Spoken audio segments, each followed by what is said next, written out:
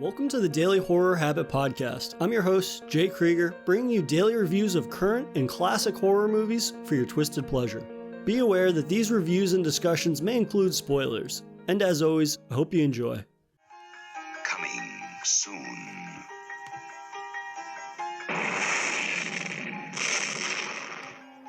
Jolting tales of horror.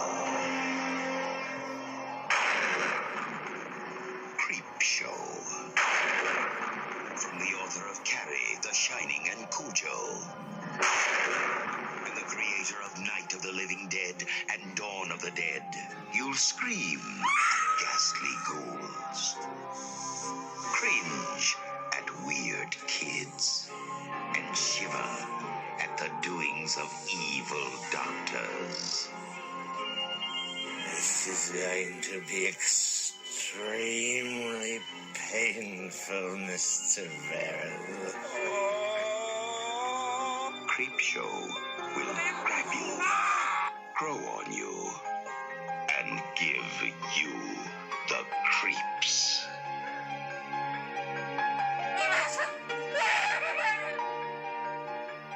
No, this is going to be an entirely new experience.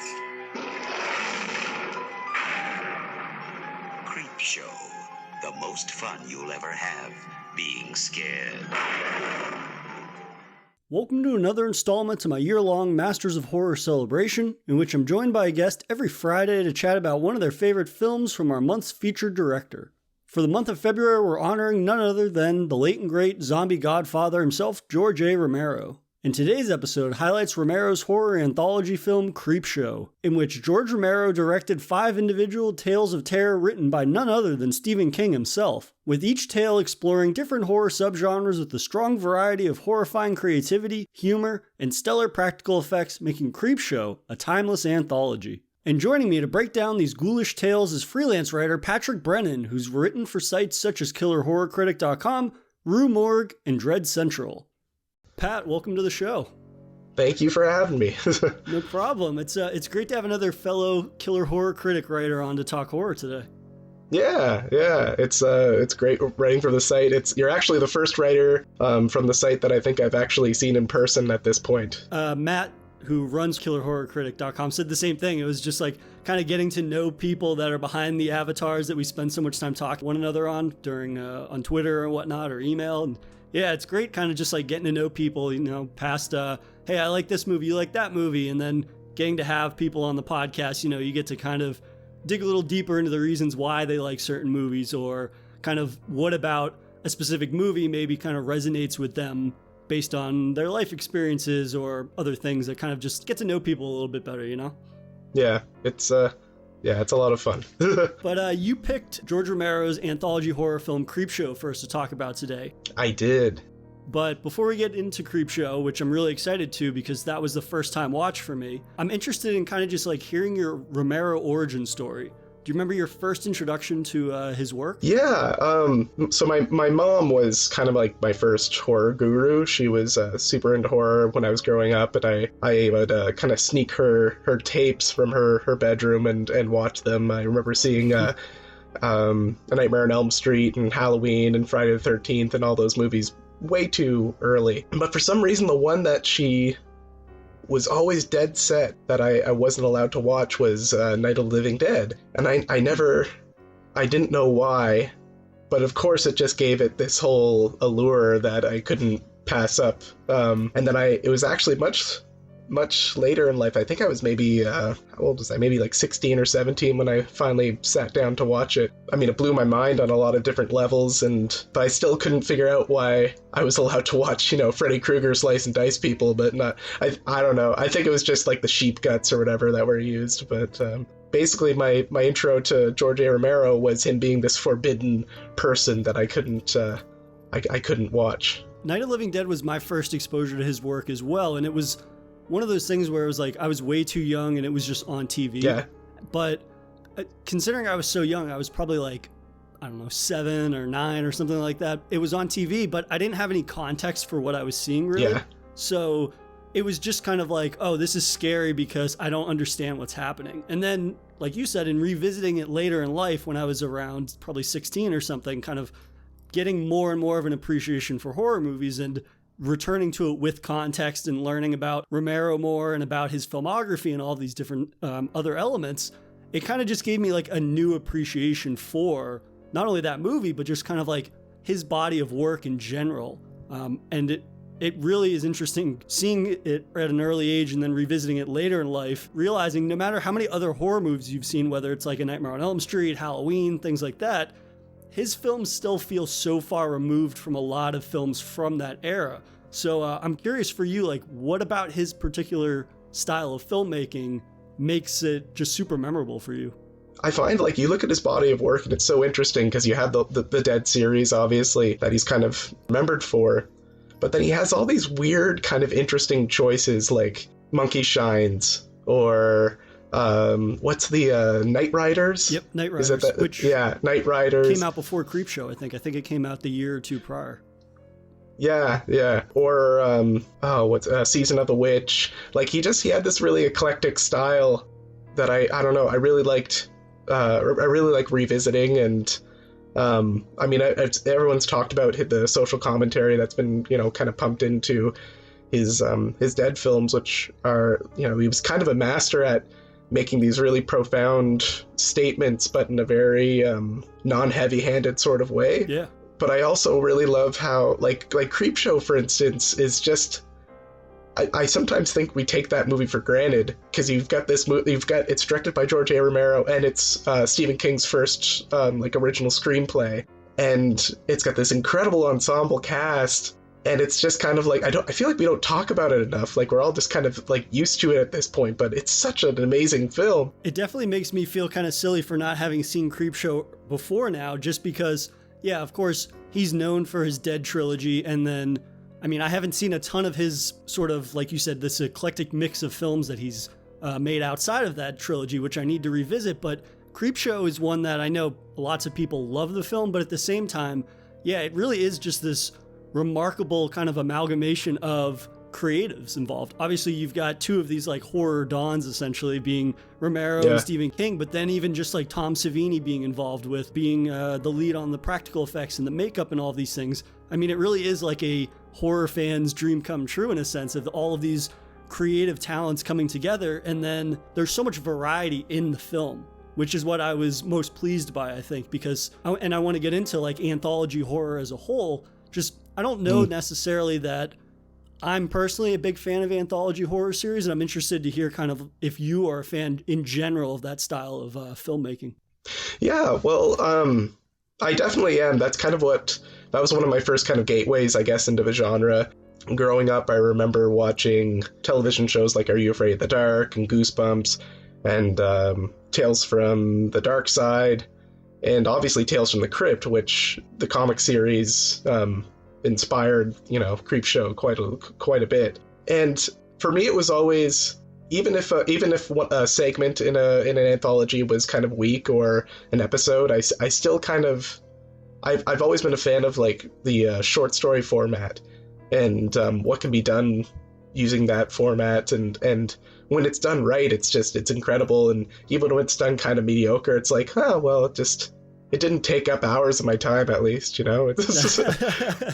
But I was always attracted to Tales from the Crypt because there was something about the balance of comedy and horror, and it had all these forbidden elements to it as well. I mean, the gore effects were obviously pretty top notch, and then it was on HBO, so like you had stuff like swearing and nudity and all these things that when you're like a 10-year-old kid, you're watching and you're just like, whoa, what is? There's all these things I've never seen in my life, and it also had this Tales from the Crypt and Vault of Horror and all those kind of horror EC comic horror anthologies had these. They're people call them morality tales. I kind of call them comeuppance capers. I don't know. But you've got people like a person does something bad to someone else and the universe makes it right somehow, usually in bloody and spooky ways. And as a kid, that really appealed to me because like I kind of was I was drawn. I had a rough childhood as a kid, and I was drawn to horror because it was it kind of helped make sense of some things, and it was like easier to handle than the real world, right? So like tuning into Tales from the Crypt every week, I kind of, in my, like, adolescent mind, I kind of found some, I could make sense of the world a little bit just from seeing bad people get their comeuppance, I guess. And I think with the exception of the lonesome death of Jodie Vierel, I think is the story, the Stephen King story in Creepshow. It's basically the same thing in Creepshow. They really kind of nail that idea that, if you cross this certain line, consequences will be dire. Yeah, absolutely. And I think that is the element of the film that really is what allows Creepshow to resonate with me in a way that a lot of anthology horror doesn't. And an element of it that I think is so strong that can't be overlooked is the idea that, yeah, you had this duo of horror creatives, but you had Romero in charge solely of directing, and you had Stephen King solely in charge of writing out the screenplay for it. And generally, my big issue with anthology horror is that you have all of these different creatives and this melting pot that, for me, it feels rather disjointed a majority of the time, at least for me, in terms of, like, I'm thinking of films such as like VHS or Scare Package or things like that, where it's like, I'm approaching it and I'm like, yeah, this is a bit that I enjoy and I enjoyed this bit, but then overall the entire experience, for me, it's a personal thing I just can't get over. And this is what I really loved about Creepshow, in that it feels like it is a cohesive narrative, even though each of the tales is not connected, right? It's individual tales of terror, but the same type of style and sensibilities really does kind of permeate throughout each of those. And I think that is really because it has a sole creative in charge of both aspects of it, in a way that, I mean, it helps that the two of them are friends and they both are like these horror icons, so they have similar sensibilities, but each of them really gets to be true to their own style, whether it be writing or filmmaking, in a way that it doesn't feel like they're making a lot of kind of exceptions to what they would normally be doing just to appease somebody else. It kind of feels like you're going to excel in the element of filmmaking that you do, and then I'm going to take or in terms of Stephen King, like, I'm just going to write these wild stories, and I'm going to trust that Romero, being this really kind of versatile filmmaker that's used to a variety, like an eclectic variety of storytelling within the medium of horror, it really does make for something that feels special, from basically the opening tale or the prologue of the film, as it were. 100%. And it's interesting too, because you can definitely see right from the beginning that it's very much a labor of love, the project. You can, like, I know that both King and Romero kind of grew up on the Tales from the Crypt comics and EC comics, and it kind of influenced some of the work that they ended up doing, and kind of was like a gateway into the horror genre for them. And you can really see them kind of painstakingly trying to match the tone of the comics while also giving it their own voice. But it just seems like, I'm trying to think of another horror film that you watch and you just really get the sense that everyone who's working in it had a great time doing it. It's just, it really kind of bleeds through the scenes that, both King and Romero and everyone else who was working in it really enjoyed what they were doing. I remember I actually sat in on a panel with John Harrison, who did the score for the film, and I believe went on to, I think he directed Creepshow 2, but I can't remember. I know he directed the Tales from the Dark Side film, or at least a segment, and has directed some of the episodes of Creepshow, the television series that's on Shudder right now.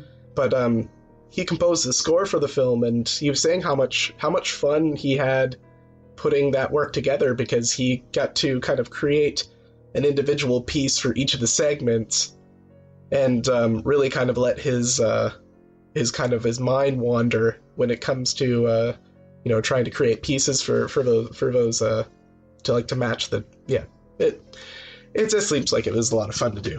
Yeah, absolutely. And I think that it really avoids one of the pitfalls of horror comedies for me, in that sometimes horror comedies will lean too far into one camp, to the point where I feel like, oh, well, then you should have just made a horror film, or you should have just made a comedy. Whereas with this, I feel that it's such a fun film to watch, and it really is a testament to the blending of both of those influences, where you have these really kind of fun, morally heavy stories where you see these awful people get their comeuppance by the universe, essentially. But then at the same time, you have these really fantastic practical effects, whether it's bringing to life zombie fathers or drowning victims and all these different things that we'll get into. I mean, there really is a high level of craft in almost every aspect of this film that really makes this work for me, again, in a way that not a lot of horror anthology films have in the past. But I mean, for people that don't know, like, the film is 5 independent tales of terror, and then there's a prologue and an epilogue that kind of bookend everything, right? And it opens with Tom Atkinson being like worst father of the year, in that he hits his kid, who's named Billy and who's actually Stephen King's son, Joe Hill.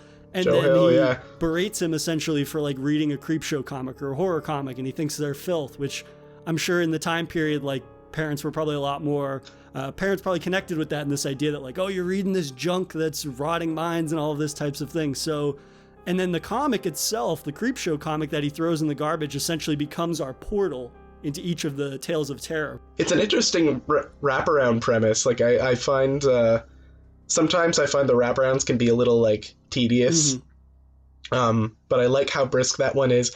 I also find every time I see that movie, Tom Atkins is his performance, I always get the dad just yelled at me feeling in the pit of my stomach. Like, he's such a good asshole. Yeah, he's a real piece of shit. And I don't know if you've read Joe Hill's most recent anthology, Full Throttle. I have not, no. So he has a little story actually about filming Creepshow of his dad. So I guess they'd just done like a full day on set, and they had filmed that scene where Tom Atkins slaps him and everything.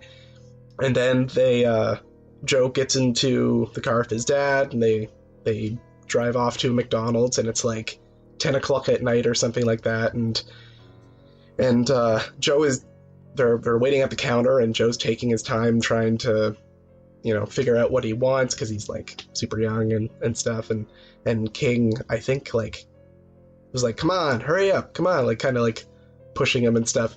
And anyway, the people that served them had like these like real pale expressions on their faces and looked really like concerned about, like, was something happening here? And they both kind of detected this but didn't know what was going on. And then they get into the car and they realize the makeup that had the slap mark on Joe's face was still on his face, and it looked like, they just walked in and Steven had been like beating his kid or something. Geez. So yeah. So that could have gone sideways very quickly. Yeah, absolutely. No, that's a pretty hilarious or uncomfortable anecdote from their perspective, something they could laugh at later in life. But I think for me, what was most apparent early on is just how this feels so much like a comic book. And I think that considering that this movie is essentially a love letter to the EC comics, like you were saying, things like Tales from the Crypt and whatnot, I mean, they really do capture that feeling of it being a 50s horror comic. And that is a bit, like, we'll get into each of the individual tales, but I mean, I just love a lot of the animation fading in and out from comic panels to live action, and then vice versa. But then also kind of, they use like the turning of a page or a panel for transitions, or even the way that they use like neon lighting that you would see probably in like 50s or 60s comics, right? I mean, so many times throughout the course of the entire film, they utilize like red neon lights when somebody's getting killed or when violence is happening. Oh, the lighting is beautiful. It almost reminded me a little bit of like Argento or Bava. Absolutely. Like yeah, it's gorgeous. And I love how I feel like the colors that are used for each tale kind of differ a little bit, which is a nice touch. Or maybe that's just in my head. When you see colors, or not see colors, what is that condition sometimes people have where they associate a color with a word? I know what you're talking about, yeah. Yeah, I'm sidetracking us here. No, yeah, I agree. I think, so even if they're using like slightly different color hues and whatnot throughout, it still all feels like one coherent tone and one coherent kind of aesthetic throughout all of them. And again, I think that comes back to the idea that one creative is in charge of one major element of it, and that is what allows the film to feel so cohesive in a way that I don't necessarily attribute those elements with most anthology horror that I've seen, at least. And so that is what makes Creepshow as a whole this really complete package in a way that is not only funny and scary, but it really is this its own kind of style and aesthetic that I can't attribute to many others that I've seen, at least. Yeah, it definitely stands on its own. And now for a brief intermission. If you've been enjoying this episode of Daily Horror Habit, please take a moment to subscribe to the show on your preferred streaming platform or leave us a review on iTunes. And thank you for your continued support, and I hope you enjoy the remainder of today's horrifying episode. Absolutely, yeah. And I think in getting into kind of the first Tale of Terror, Happy Father's Day, which was an original segment that King wrote for the film. I mean, he adapted 2 of the segments, I believe, from short stories, which was Weeds and The Crate. Oh, okay. Yeah. That sounds about right. I mean, I know the second one definitely feels very Lovecraftian, like Color Out of Space, but yeah, I'm actually wearing my Father's Day shirt right now. Oh, there you go. Yeah. I thought that was a very fitting opening because, again, it kind of captures one of the kind of ethoses of the entire film, where it's this idea that horrible people are going to get their comeuppance, right? You kind of have this very snooty, kind of wealthy family that are very gossipy, and they're talking about how one of their family members killed their father, who is, again, coming back to like abusive fathers, which is in the beginning of the prologue. Like, you see this guy that's like very abusive and a piece of shit to his kids. He finally gets his little foreshadowing about what will happen to Tom Atkins later. Yeah, Sorry. yeah, exactly. That's a great point. But overall, like, I love that because it focuses on family, which a lot of those types of like King stories do. But then also right immediately, it kind of blends humor and morality with fantastic practical effects from Tom Savini, who of course did the makeup and practical effects. But what do you think kind of Happy Father's Day? I mean, you must like it because you have the shirt, right? Oh man, I mean, my favorite segment probably changes every year, but I know that with that one, it's I can't remember the name of the actress who plays Bedelia, but her monologue. Vivica Linford. She's great. Yeah. She's so wonderful. She manages to be like sort of kind of comic, a little scary because she's clearly a bit like unhinged, but there's like this tragic element too. Like as she's like kind of like talking to her father at his grave, you can see there's she still holds that anger towards him, but she also has maybe a little bit of regret, like about killing him, but then also that rage about, like, you know, he took that, like, the one person that she loved away from her. And it's just I don't know, it's only like, I don't know, maybe a 2-minute long scene, that monologue that she has, but it's so perfect. And Savini's special effects are incredible. Like, I really love the little details that I really hadn't noticed until this most recent viewing. Possibly because I wasn't watching my DVD. I was actually watching the Blu-ray of it for the first time. But there's like worms inside the eye socket of the father that are kind of wiggling around there. You can see like muscle tone and like tendons and stuff still hanging off of like exposed bone, and there's just a lot of detail put into that suit, which is great. What else? There's so many. Oh, I was just going to say Ed Harris of Hair and Disco Dancing was fantastic. Yeah. I was going to say also, like, with the father zombie, the manipulation of the voice, it reminded me a lot of, like, I don't know if I assume you've seen Prince of Darkness, the John Carpenter movie, where there's the guy. Just watched it the other day. There's the guy that is consumed by bugs, essentially, and he's got that kind of, like, throaty, otherworldly voice that kind of just echoes, and that sound is very similar to like the zombie father. But I feel like just the way that you're able to introduce something that looks the part and then have this incredibly creepy voice to back it up is just, it's the best of both worlds in the portrayal of a very, I mean, it's a zombie and it's Romero directing, so it's kind of like very Romero, but it's presented in a way that doesn't feel derivative of something that he had done before. And I think that, again, that comes back to the talent of having King, having Romero, and then having Savini again in charge of that. But even also, like, with that, you're right in that Bedelia's monologue to her father's gravestone, it gets pretty heavy at a certain point. But then we have that moment of levity. I mean, you have her father in a flashback who not only had Bedelia's lover get killed, but then he's berating her, and you get the sense that he has been a piece of shit for a long time. But then you also wonder, I sometimes wonder, not to justify him being a piece of shit, but like you look at the rest of that family, and because he's complaining specifically about, you all just want my money and that's the only reason why you're here. And you know what? He's probably kind of right. I'm sure he's probably right about that. They're sitting there and they're talking about how Bedelia had killed him. Mm-hmm. And they're also, they don't seem to really give a shit. They're just kind of like... That's true.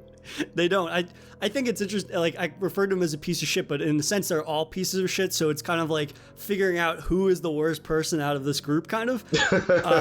But where I was going with that is this idea that like it gets very heavy at a certain point, because you can see that Bedelia is so beaten down by his behavior and abuse towards her that it's not like this just started. This has clearly been going on for years, and yet King is able to insert a certain amount of humor. It's dark humor at this point, but you have him, the father, with the cane banging "I want my cake" over and over and over. Like, you can't not laugh at that, even though the context is pretty dour, and especially when he's moments from getting his head bashed in with an ashtray. So that kind of is the humor in the film, I think, is really smartly used in a majority of the film, in that it never kind of veers too much into horror or comedy, right? It kind of is this perfect mediation of the two. And again, that's one of the elements for me that makes this overall film just so enjoyable, because it's a difficult balance to have. And I don't find personally that like a lot of horror comedies necessarily nail that.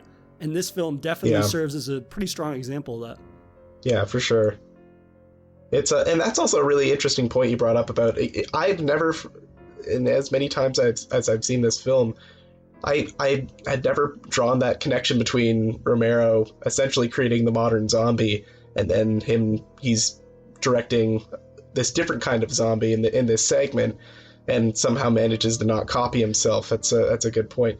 I also was wondering that scene the part where he's reaching out towards Ed Harris, and Ed Harris is in the grave and the tombstone is falling over.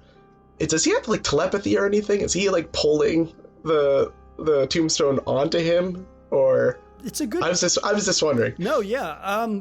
I had two thoughts to that. I was thinking, does this zombie have telekinesis, and yet he's very like, he uses it very sparingly, or is it another family member that's like, again, fed up with one another, and they kind of have this infighting, and it's like you only see Ed Harris in the grave. We don't see the other family members. Or the maid, for that matter. And I mean, you know that they all have this very contentious relationship, so maybe that's an avenue, but I would definitely, I would lead with, I would assume that the father zombie has some type of power. Sick. Yeah. I'm all for even more like supernatural zombies, which is awesome. But again, that's Romero expanding on, he's not kind of, obviously he's drawing influence from other zombie things that he's done, but at the same time, that's completely removed from anything up until that point that he had been involved with zombies. So it just shows that, again, this movie is wildly creative in every single tale, that it draws from a lot of different places, but at the same time, the final product is really something that, I mean, for the context of those stories, it's not something that you've seen before that you could say is definitively like, oh, that's like this film or this other short story or segment. But again, like, I love the blending of horror and humor, and that the segment ends with the father being like, I got my cake, and then it's his wife. Was it his wife or his daughter? I forget. I think it was his wife. I wasn't sure about that either. I think so. I think it was his wife, but then he's made a cake out of his wife's head, and she's got candles in it. It's like horrifying, but then at the same time, it's hilarious because it's tying back to this idea that it's just a zombie that wants a cake, but if you're not going to make it, he's going to make it himself out of whatever is available. I often wonder what happens right after that moment. Is he content now that he has his cake? And I also love the reaction shots of the son and daughter, and I love when it turns back into the comic book. One of them has there's like gasp, and then another person has gag as their sound effect, which is so perfect. Like, it's totally 50s. It's such a great strong opener. Yeah, absolutely. And it gives you a perfect picture of what the rest of the film is going to be.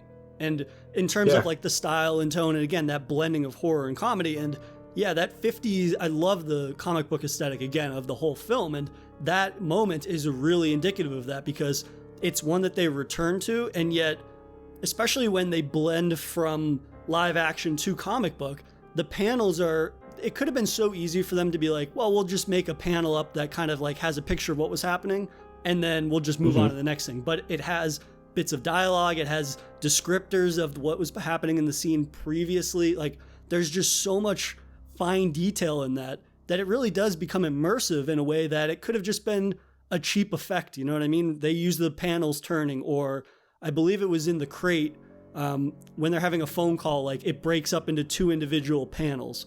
And I mean, I love that effect, but it goes further than that just because of how detailed it is. Yeah, I love that there's moments where you want to pause and read what's like. I know at one point there's a transition and you see it's letters to the creep, and you want to read what the letters are. Or, it's a nice touch. Or the advertisements when the garbage men find it at the end. Like, there's full advertisements there, and that could have just been pictures with scribbles for text. But if you pause it, which I actually did for a lot of them, I paused it just because I love the artwork, but also like getting to read the small details and stuff. Like, it is so immersive in a way that, again, it could have just been this cheap kind of throwaway, oh, you're in a comic book, but it really feels like, oh, you're reading through this portal to other stories in the horror world. Yeah, for sure.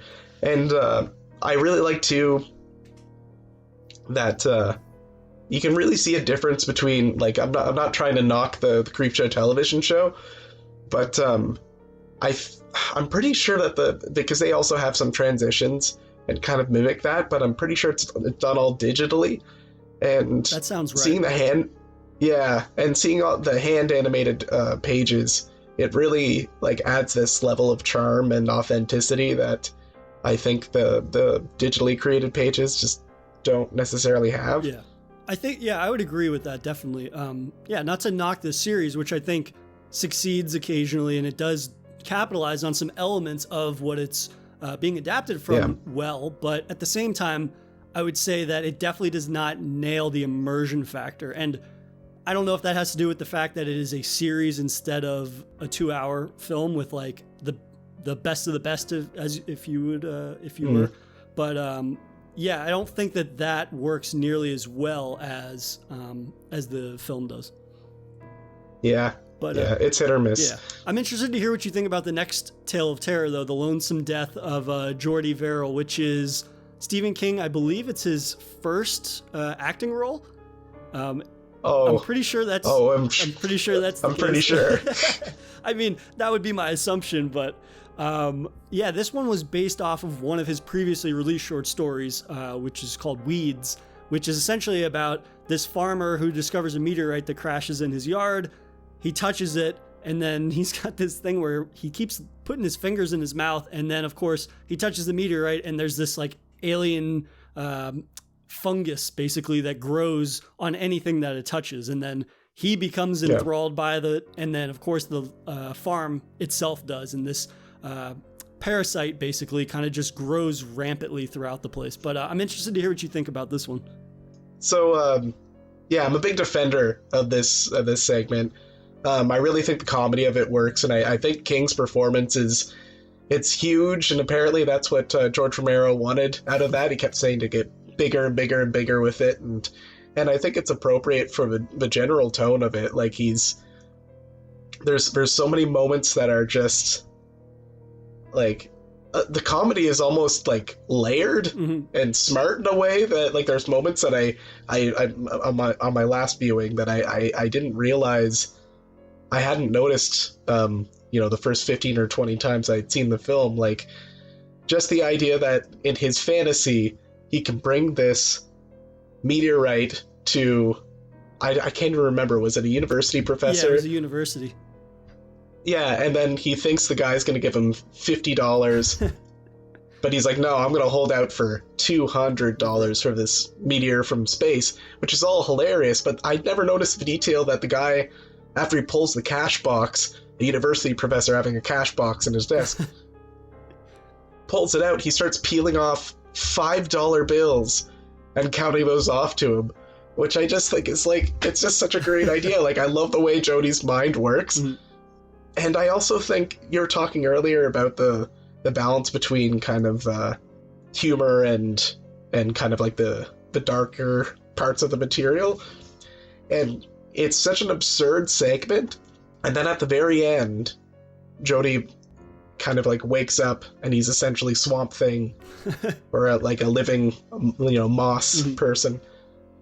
And he grabs his shotgun and he says out loud, like, please God, just let my luck work out for me this time, before he like shoots himself in the head. And that's a really heavy moment, and it's really sad. And I feel like you've got this guy who's like not the sharpest knife in the drawer, but seems like a decent enough person, and it seems like every single thing in his life has kind of like he's either messed up or I don't know, and then he's got this opportunity that literally comes from space that he thinks is going to change his life, and it completely turns him into a monster. And you feel bad for him. Like, the one thing he has left, or the one thing that he wants out of life, is to just be able to like kill himself at the end. And I don't know, it's just really heavy and tragic. Yeah, it should be called the tragic death of Geordi. I mean, yeah, that's what I think, that ending doesn't get sold as well as it does, because I agree 100% with you in that, like, yeah, the 3/4 of it are bigger than life itself, right? Geordi is this guy that can't get out of his own way. Every single thing he does worsens his situation, and he has these kind of these fantasies of fortune and fame and all of these things based on this discovery that he thinks is going to change his life. And I mean, at least the portrayal that it is in this, it's like, yeah, okay, he's a farmer that clearly doesn't have a lot of money. He lives by himself. He's lonesome. He's living there by himself. And I mean, clearly he's portrayed as being an alcoholic too, on top of that, right? He's like drinking straight from a bottle of some type of liquor, and then he makes himself a screwdriver out of like a pitcher that you use for iced tea, something that's so aggressive that it speaks volumes of his situation. But then also you just see it getting worse and worse. And then of course he has this, he starts hallucinating. He sees his father in the mirror, and his father essentially is telling him like, you're no good and all of these things, which I'm sure is his mental state. And then you're still laughing though at all of the moss that's growing everywhere, right? The idea that he touched it, it's on his fingers, he put his fingers in his mouth and it's spreading, and it's like, at the end of the day, he has no one to blame but himself. But you don't get an indication that he's a bad person just because he might be, like you said, he's not the brightest bulb. At the same time, like, there's no indication that he's not at least a decent person. And so seems pretty nice. Yeah, I mean, he seems perfectly normal. He's alone and whatnot, but there's no indication he's a bad person. And so to have it end on such a dour note when a majority of the segment were probably laughing just because of the ridiculousness of a spreading fungus, and he is the doer of his own demise and everything. It really does make it tragic. And then as soon as he kills himself, you hear the news bulletin that says, oh, there's going to be rain for a couple of days, which is great for crops. This idea that he has potentially unleashed this new hell on Maine where he's based. I think he lives in Castle Rock, if I'm not mistaken. He's like, 5 miles away, I think, is what the sign says. Yeah, and it kind of just shows like his last effort to escape. At the end of the day, he's basically like unleashed hell on Earth before he kills himself. Yeah. Which kind of doubles down on just how tragic his death is. That's so true. And it's an interesting, I wonder if George's direction for Steve to go big, I'm sure part of that was to basically try to cover up the fact that he wasn't dealing with a professional actor. But I also wonder if part of it too was just understanding how kind of dark that ending was, and just the fact that, like you said, like this isn't like the other stories where it's justice being dealt out. It's just kind of an innocent person chosen by space I don't know, to have this horrible thing happen to him. So he kind of just, like, if you just played it straight, it would be a real bummer after that opening segment. I think it would be a bummer, and it also would not be funny at all, almost, in that sense. Like, it wouldn't be so bad it's good. It would just be bad, I think, in a lot of ways. And I think that the way that they're really able, apart from King's performance, which again, I think you're right in that they have to cover up the fact he's not an actor. Professional or otherwise, he's just not an actor.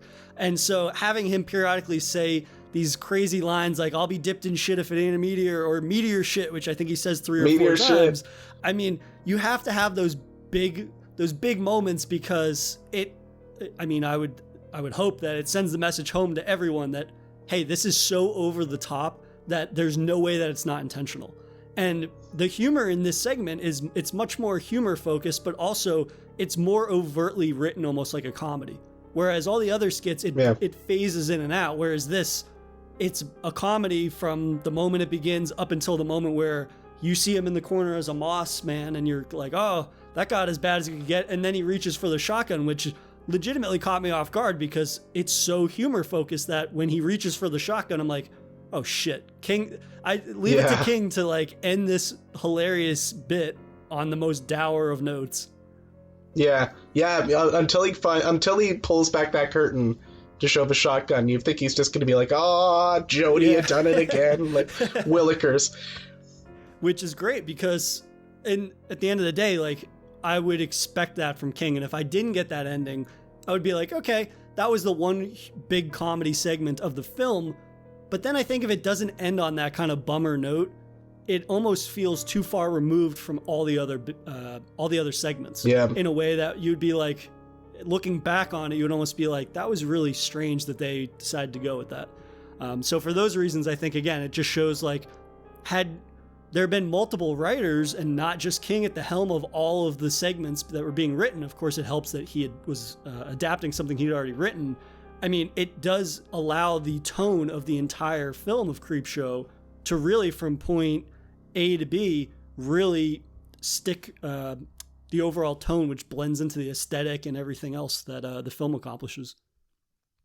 And I think in getting into like our next tale, Something That Tied You Over, it kind of goes back to another element of King where his ability to kind of blend. I almost feel like this one begins as a Richard Bachman short story and then bleeds into classic King. This idea where the first half of Something That Tied You Over has nothing supernatural about it, right? It's a crime story. Yeah, it's a crime story. And then it bleeds into something that would feel more like classic King. And it capitalizes on Savini's practical work, of course, and then also 2 top-tier performances from Leslie Nielsen and Ted Danson, which make this one just a ton of fun. But what do you think of Something That Tied You Over? Well, that currently is actually my favorite segment. There's so much tension in that, like, right from the get-go. And I love how slowly, King kind of ratchets that up.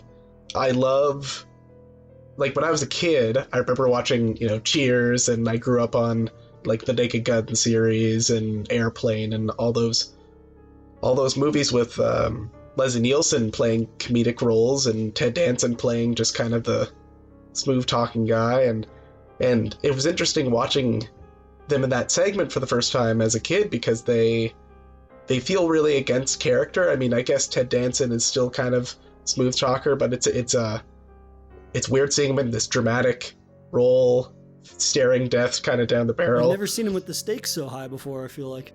Exactly. Yeah, and then Leslie Nielsen, I mean, I didn't know. That was the thing that made me so uncomfortable as a kid, and still kind of makes me uncomfortable, because he plays a villain extremely well. Absolutely. He's really chilling. Yeah. I love how he's just calm throughout the whole thing until the end, when his mind finally cracks when he sees the bloated corpses of the 2 people he killed.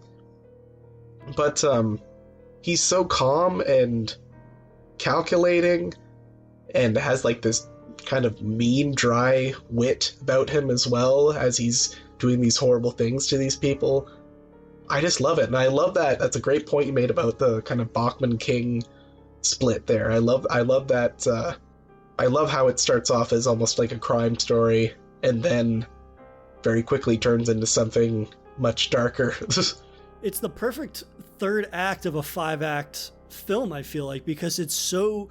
I found it to be, because this is my first watch of Creepshow, I found this to be so incredibly jarring right after that Geordie skit, which at least in that one, it was more comedic, but it felt like King. And I mean, I'm not super familiar with a lot of the Bachman texts other than kind of like what he was setting out to do with those texts, right? So it's kind of like more crime focused. It's not really the classic Stephen King experience, as it were. So to begin it with something that's very crime driven and very grounded, I found to be jarring, but in the best way possible, in that it felt refreshing at this point. Because if we had just gotten another skit that was immediately like Happy Father's Day or another Geordie type skit segment, it would have been like, okay, we're almost halfway through. We're starting to like return to the well a little bit here. And so to be thrown such a curveball out the gate, and you're right in that, I mean, my background with Leslie Nielsen was Airplane. It was Naked Gun. So to see him play such a chilling villain and play it so well is super uncomfortable. Like when he is approaching Ted Danson's character, Harry, in his apartment because he finds out that, hey, Harry's sleeping with his wife, and then he pulls out a gun. I'm like, okay, this is completely outside the realm of what I would expect from either of these actors, because like you said, Ted Danson in Cheers and whatnot, like plays a smooth talking, pretty normal guy that hangs out with, has the popular and women and everything. But to see him play kind of like a somewhat scandalous character against type a little bit, and then to see Leslie Nielsen be 100% against type, I mean, it makes for a really engaging and intriguing kind of combination before we even get into the fact that, hey, Leslie Nielsen's going to bury you up to your neck at the beach and watch as the tide comes in and you drown. I mean, it's an incredible start to the segment. And he's such a creep too. Like the way he talks about, I love the idea that it's not even, he doesn't really care that much that his wife has cheated on him, because it's clear that he's not even in love with her or never has been in love with her. I think that's even a line in the segment at one point. But it's more the fact that like this person that he feels that he owns, this piece of property, he might end up losing it, is the thing that drives him into a rage. Well, he says, "I keep what is mine." That's what he says, right? Yeah. Which is that's all you need to know about his character. Just terrifying stuff. But I love too how King expands on them being buried up to their necks, right? Because he gets Ted Danson's character buried up to his neck, and then the tide is going to come in and essentially drown him. But he doesn't stop there. He takes it one step further, where he puts a TV in front of him and he makes him watch as the woman that he was having an affair with, who he ostensibly loves, is drowning and succumbing to the same fate that he's about to. So not only is he being tortured with that, but he's given a preview of what is in store for him. I mean, it's so sinister in the best way possible. Yeah, it's like his heart dies and his body dies. You know, like he has to watch this person that he loves die a terrible death while knowing that same thing's about to happen to him. And then you see Nielsen just go inside and watch on a TV while he pours himself a drink, and he's so nonchalant about it that it's great because it avoids making anybody feel like a caricature of a specific kind of like crime trope. You know what I mean? You, of course, in all crime novels, at some point, you have the guy who finds out, oh, somebody stepped out with my girl, so now I have to kill them. But he never becomes like this larger than life villain. He is just very matter of fact about everything, which is more unsettling. I mean, I don't think there isn't anything unsettling when the person stands over and gives this crazy monologue and all of these things. But if the guy just tells you what's about to happen to you and then leaves to go watch it and from the comfort of his home, I mean, that is haunting in a way that I think you would have to have a horror sensibility like King does to really kind of avoid the easy approach to that kind of villain. I think having it kind of, you reveal more almost about that person by not having them kind of have these massive emotions, whereas it's kind of everything is very subtle, and yet in that subtlety comes this very like sinister nature. Yeah, that's a great point. And then of course this segment kind of explodes into a creature feature, which is fantastic because then we get back to classic King, which again highlights Savini's fantastic work on this film. And as I'm from Atlantic Canada, so the sea is very much in my blood, and I love anything that's aquatic horror, like the Fog, you know, any of those films are really in my wheelhouse. So I just love seeing these kind of slime covered, seaweed draped, sea changed, bloated bodies with the I love the idea that like he shoots one of them in the head and it's like seawater comes out instead of blood. It's perfect. There's also a little bit of trivia. Apparently Danson brought his daughter on set, and I think he tried to scare her with his makeup on, and she just totally wasn't phased, if I remember correctly. That's a great one. But I think that, for me, I mean, I'm a New Englander, so I love aquatic horror as well. Like that connection, of course, King being from Maine, like that's very much in his blood and a lot of like his sensibilities about his approach to horror. But I love how, again, it's very subtle, the approach to it, right? You see the fog rolling in, which of course is reminiscent of like John Carpenter's The Fog, and I love that effect. Yeah. And I love how you hear and you see shadows before you actually see the creature itself. I love this segment because it is paced like it was a full feature film. Nothing is shown too early on. And it's only up until the last maybe 5 minutes of the segment, even I don't even know if it's for that long, but it leads up to it in a way that's very tense filled. And it doesn't feel like they're trying to rush to the ending and show off the big monster. And so they do it through, like I said, they do it through the atmosphere, but then also you hear them before you see them. And I love the kind of, again, coming back to manipulation of voice, and that's kind of like the zombie father in Happy Father's Day, where they have this voice that sounds like their lungs are filled with water, obviously because they've been drowned. Oh, but, God, I mean, the way that it kind of reverberates throughout the scene and how it sounds so distorted or like they're trying to catch their breath while they're talking is so chilling that by the time you see them, it just makes them that much scarier, and it kind of it allows Savini's work to really shine in a way that I'm sure it would be fantastic whether or not it had King's atmosphere and King's, or Romero's atmosphere and King's ability to kind of like pace this as it needed to be. But I mean, again, it shows the strength of having those three creatives working in tandem with one another. Definitely. And that, I think, the pacing is a great point, and it's something that's seen in all the segments. I feel like that's an issue that can then happen in anthology horror, where sometimes if one of the segments, the pacing is too quick or it lags, it just throws off the general rhythm of the whole picture. But I think Romero and King really nail it in this. And it's interesting because I know that the crate, the next segment is I think it's definitely the longest segment. I can't remember the runtime though. It definitely is. Yeah, but it doesn't feel like it's dragging at all.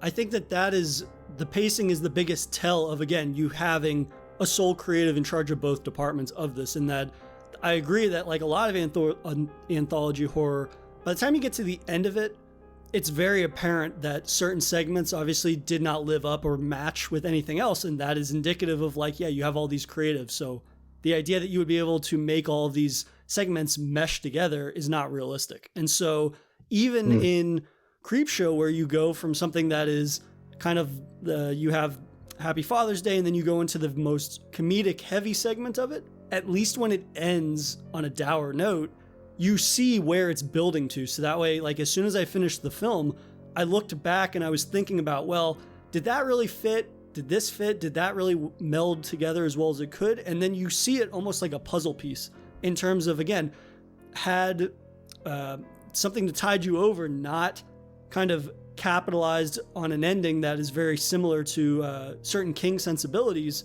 you might be like, why is this crime story in the middle of this horror comedy? But again, it's his kind of blending of both worlds of his experience in writing that really makes it all come together in a way that initially you might be like, that's kind of an interesting choice. When you look back on it, it all kind of just blends together in a really satisfying way that, I mean, it makes me just look forward to revisiting the film. But the crate, I think, what is so great about that is that it is the longest segment.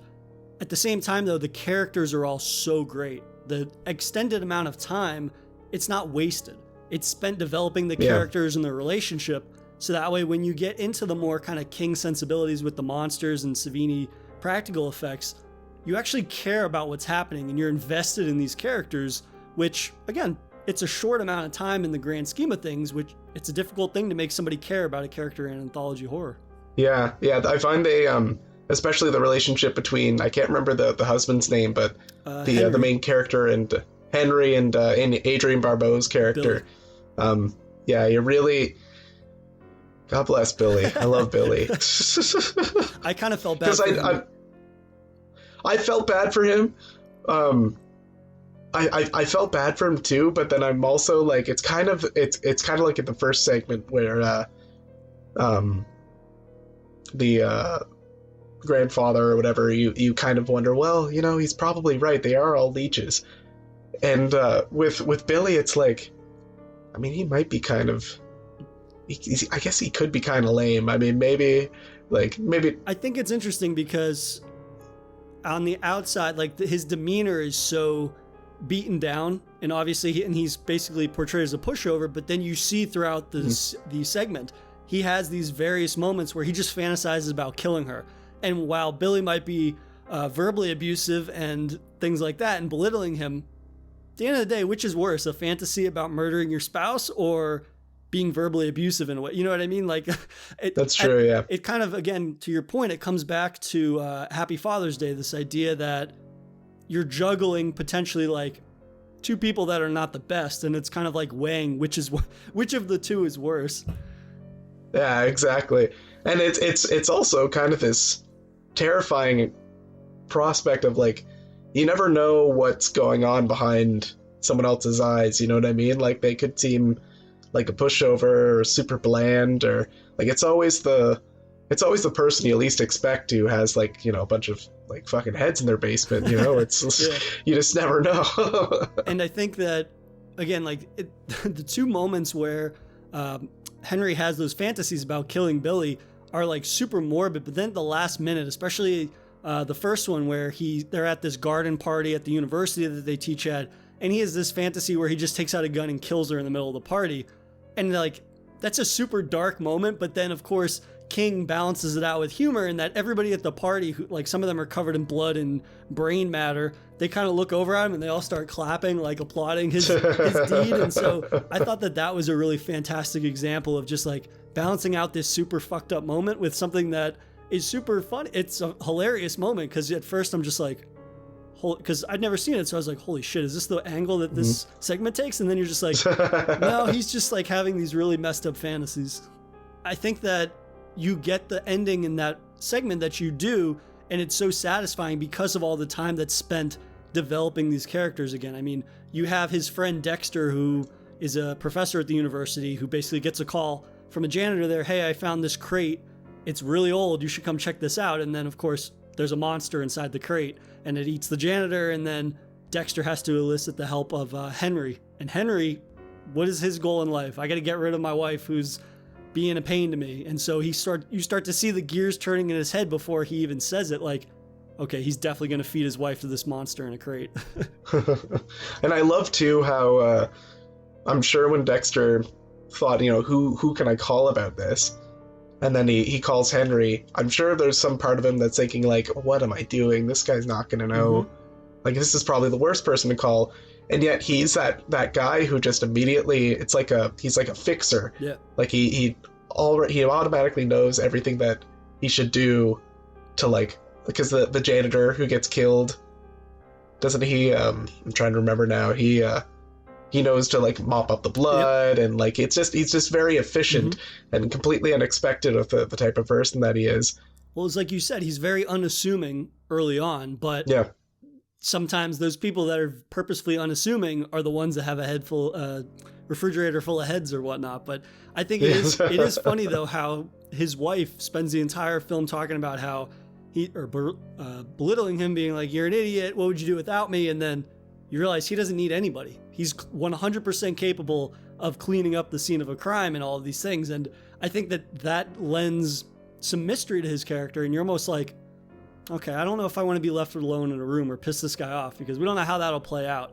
But I think overall, that segment, what really does it for me is, again, Savini's fantastic practical work, because the creature in it that comes out of the crate, and I think Savini himself nicknamed it Fluffy or something like that. I think I read that, but It's essentially like a werewolf in a crate, right? And when that college student comes to Dexter's rescue and then of course gets mauled, like you get that fantastic gory practical work where he's like getting his face slashed, he's getting chunks eaten out of him. And I mean, it's brutal, and it was so brutal to a degree that I wasn't expecting it, because again, it's a horror comedy, and yet this is probably the most horror centric. I would say that it's probably the most horror centric of the segments, just because there's one or two brief moments of comedy or humor, but it's not throughout the entire thing. Maybe Tide You Over is more horror centric, but anyways, I think that the practical effects really lean into the camp of horror more so than maybe in the other segments. No, definitely. And I also think that, because like sometimes I sympathize a little bit with Henry, but then I feel like uncomfortable about that. And I feel like they, the fact that at the very end, it ends on that note of the crate opening up underwater and the beast getting out, that leaves you with a note of, okay, it's all right, he's gonna get his. Right. I'm assuming the beast is gonna track him down. Well, that's a great point, in that it does end ambiguously, and it's because the way that final shot before you see the crate, it's framed, it's Henry and Dexter playing chess by that massive window, and the camera's just lingering there. I've assumed that Fluffy was going to crash through the window and come back, but I think that it's cool that one ends ambiguously, because you really don't know what Henry's capable of, so there's uncertainty there, and then you know that this creature has escaped again, and there's uncertainty there. So it's the one story that is not really it doesn't end on like it doesn't end cleanly. It's open for interpretation. I think that is the most fitting ending for the type of segment that the crate is. I just love the role reversal in the chess playing scene.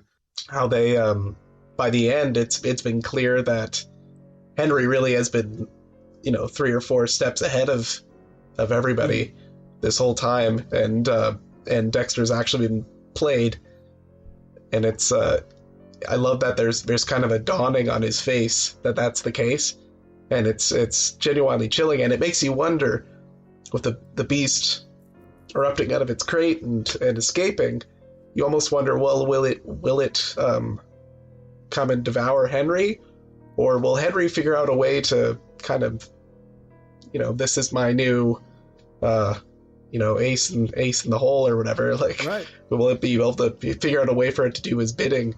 Like, who knows? But he might come up with a way.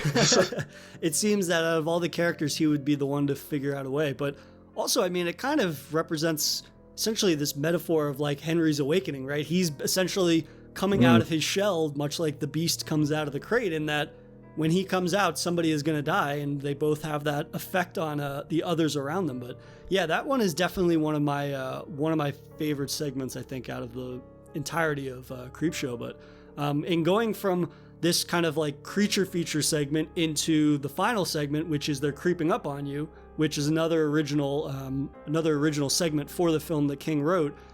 This one is much more psychological, I think I would say. I think that's safe to say in terms of like all the other segments. This is definitely the most psychological one. And again, it has a fantastic kind of just sinister, mean as hell performance from E.G. Marshall, who plays Upson Pratt, who is this ruthless business tycoon who suffers this fear of germs and bugs, essentially. And so he kind of lives in this hermetically sealed, sterile white apartment, and he rarely leaves. And basically, he just abuses everybody in his life via the telephone or intercom. But what do you think of this segment? Because this is a hell of a way to close out the film. Oh my God, you're telling me. And honestly, this is the first time I've seen the film since COVID, and this segment played a lot differently than years previous. Because I watched it, but I was like, it's a pretty good setup. I'd like a setup like that right now. Right. I would probably be throwing, like, every time I use a wet wipe, having to throw those away every time I clean my phone when coming home from work or going to work or whatever. But yeah, it definitely resonates in a much more disturbing way than it did if I had seen it pre-COVID. Yeah, it's one of those segments that it's very simple. It could easily be, because it's just essentially like a guy in a room. It could kind of be boring or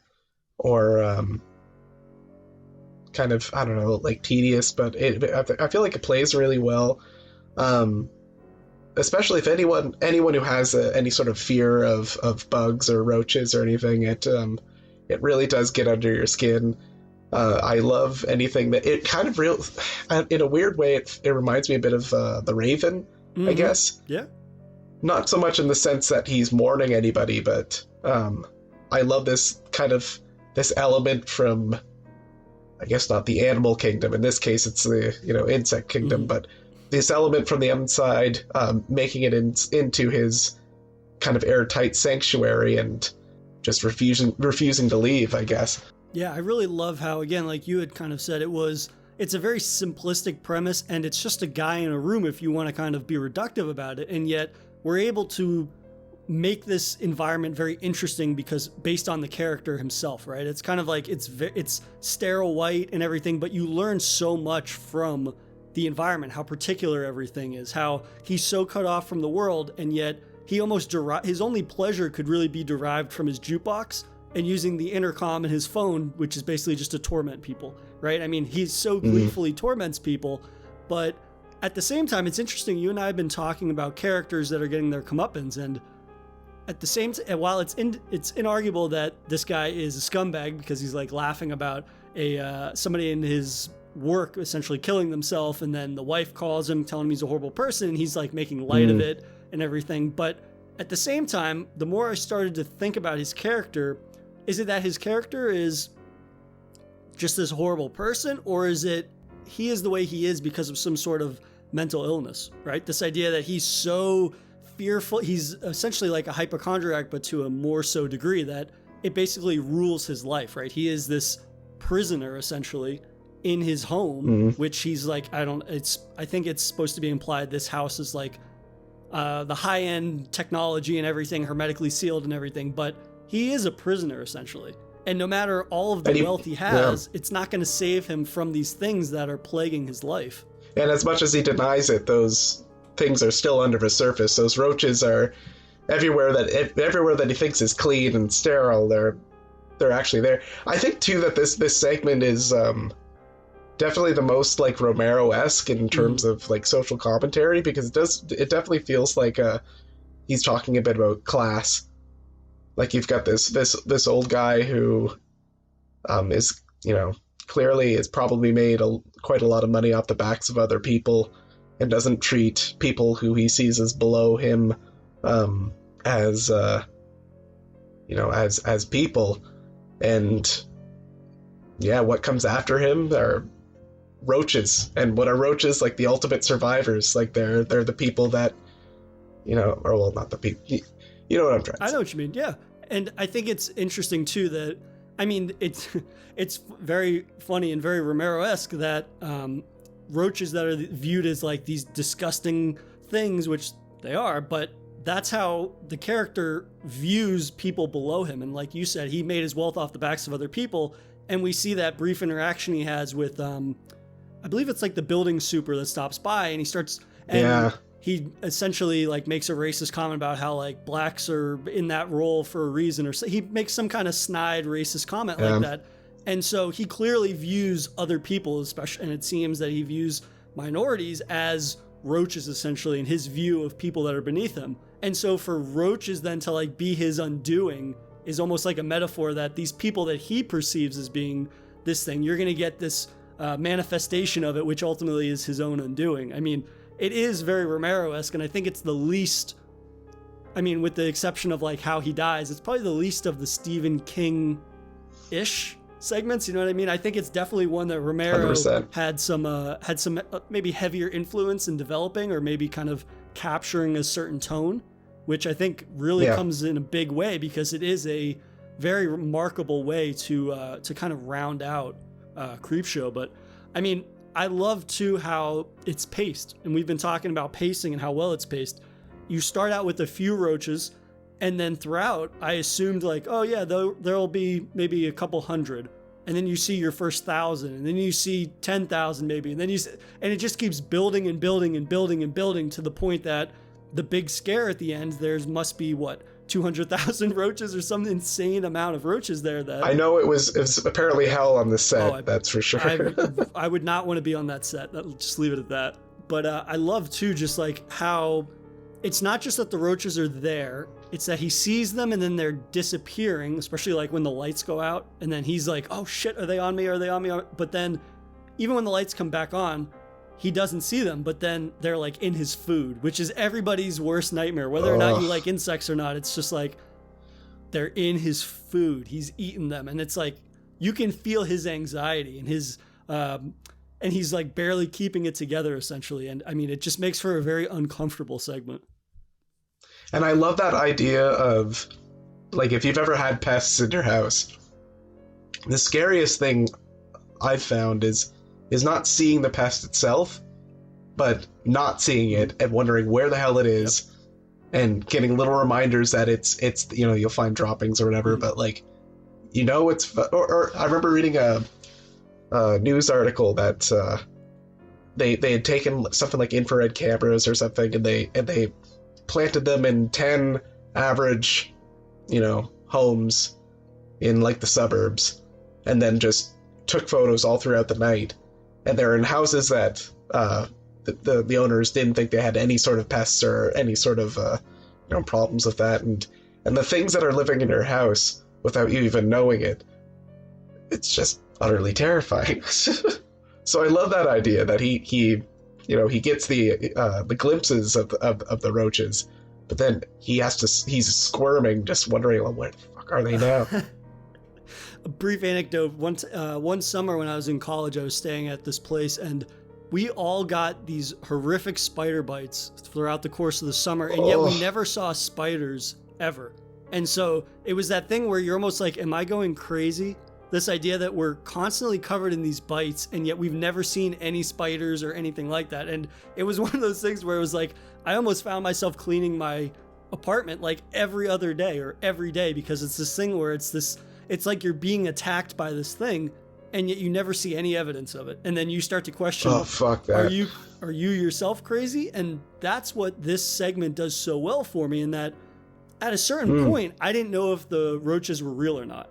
I thought, oh, well, he's just, okay, he is the victim of this phobia, and this is the worst, and I mean, his isolation from people and everything, being removed from society, essentially.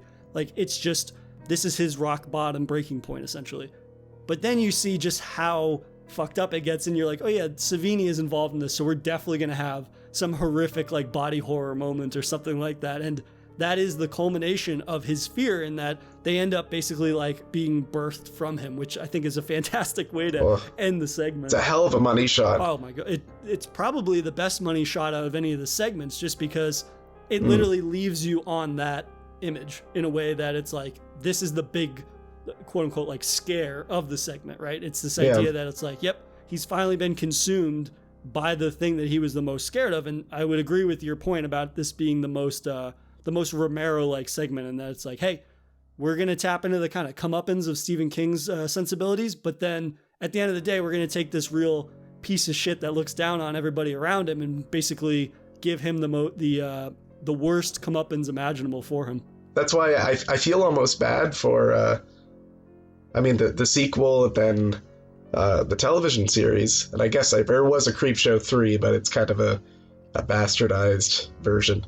The movie sets the bar so high that it's really hard to match it. I think the quality of each of the stories, the pacing, the balancing of everything, it's really top notch. Absolutely. And I think that, again, it comes back to this idea that it all works as a complete package. And I think that, like, when I watched it the other night for the first time, when I was probably like 4 segments in, I started thinking like, well, I'm like trying to like list them in order of which I enjoyed the most. But then I stopped thinking about it like that, because as a whole, it works so well. And that comes back to the pacing from the epilogue all the way to, or the prologue all the way to the epilogue. I was going to ask you if it's worth me checking out the sequel, Creepshow 2, which I believe was directed by the cinematographer of Creepshow 1. I forget what his name is, but it's on Tubi TV right now. So I was debating watching it.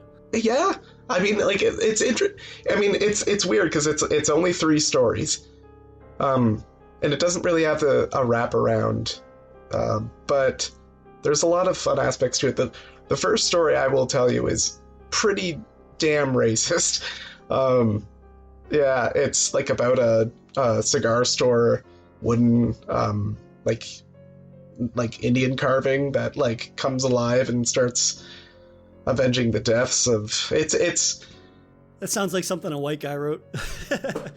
Yeah, well, Steve wrote it, so Stephen King wrote, I think, those segments. I mean, it's of its time, but now it's pretty cringeworthy.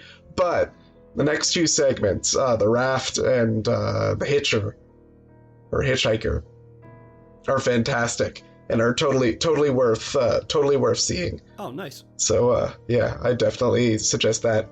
Obviously, skip 3.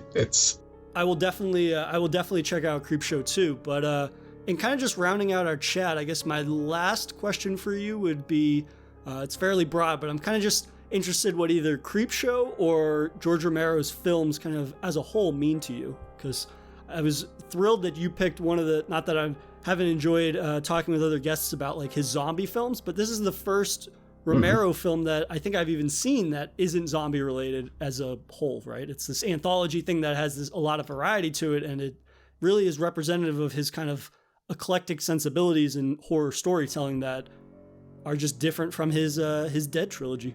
Yeah, I was so surprised to see no one had picked it at that point. I've always, in terms of Creepshow, it's one of those movies that if I ever catch it on TV, like on cable, I have to sit down and watch the rest of it. Like it's one of those movies that just always makes me feel good. It's the perfect balance of horror and humor. It just kind of makes you feel like a kid again when you're watching it. So, I have a lot of love for it.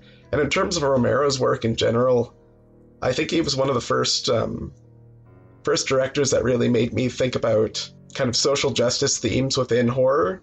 And yeah, I mean, so much has been said about him. It's just there's I think a humanity and a kindness to his work that really shines through. That I don't know, makes. And I'm still choked up that he's gone. It's weird to think that it would have been incredible to see what he would have done during like the Trump's presidency, during what's happening right now, just to see what kind of stories he could have put out there. Yeah, I don't know. He's so unique, and he's just a legend. Yeah, he has this, again, like I'm not super familiar with a lot of his other elements of his filmography outside of the Dead stuff and obviously Creepshow, but I think just from my experience with his films, it's so clear that he was such a special voice in horror as a whole and what he was able to do. And even, I mean, I would think that maybe some people that aren't as, I don't know if like horror conscious or whatnot, they might be like, well, he's the guy that made the zombie movies. But especially in this last month, in revisiting a lot of his Dead films, there's so much more than that. And there, of course, like he's the godfather of zombie movies, and you always refer to him as that. But like Night of the Living Dead, I wouldn't even describe that as a zombie movie to other people. I would just be like, you have to watch this film because it's so important in the messaging and the performance especially from like Dwayne Jones, and that it's this idea that it transcends that description almost. I think this idea that it's to say it is just a zombie movie does a disservice to the legacy of that film. And I think to a certain extent that's true of all of the films that I've seen him make, in that they really do transcend the subgenres that they're operating within, in that his messaging. And Creepshow especially, like even if it is a much more eclectic film and he didn't write them, it still feels like a Romero film. His touch and his charm and his things like that are not lost for a moment in the film. And that's rare. And that makes this film, and I would agree with the way you described it, like whenever you see it on TV, you would have to watch it and finish it. Like it's a horror comedy, but it's a feel-good horror comedy. Like there's not one moment of it, even when you have the Geordie skit, which ends on a bummer. Overall, the film as a whole, it doesn't leave you feeling like that. You enjoyed it in a way that you would enjoy a comic book, a 50s comic book, horror comic from that era, something like that, with a little bit more probably humor sensibility to it. But as a whole, it's I guess I would say like it's more uplifting storytelling. It's enjoyable. It's not unenjoyable for a moment of its runtime. And it does that thing so well that I think is so rare in horror comedies, where it makes something as scary as death or some of the the creatures that humanity has created over the years. It takes something as scary and serious as that and makes it something that it's okay to laugh at and to kind of poke fun at. It makes those things very, I don't know, almost almost comforting in a way. And it's, yeah, I guess his filmmaking as a whole kind of just shows there's a light at the end of the tunnel in a way. You know what I mean? Like that plays a big part of the kind of the evildoers will get their comeuppance in a sense, and he's got a very optimistic lens with which he explores horror in a way that I find very, very refreshing in it. If anything, you're recommending me watch Creepshow. I'm going to definitely check out some of his more off the beaten path, as it were, portions of his filmography. But hey man, this was an absolute blast to have you on to talk about George Romero and Creepshow. So I appreciate your time. Thanks for having me. I really appreciate it. This is great. And I'd like to take a moment just to plug Pat's Twitter handle, which is pbrennan87. And then also you guys can check out his portfolio, which is at clippings.me/PatrickBrennan, which I highly recommend. Pat's a hell of a writer, and it was a pleasure having him on the show to chat. So definitely check out the man's work, and thanks for listening, guys. If you enjoyed this episode, please subscribe to Daily Horror Habit on your preferred streaming service and follow the show on Instagram at Daily Horror Habit and on Twitter at Daily Horror Pod for episode updates. Thanks again for listening, and I'll see you guys next time.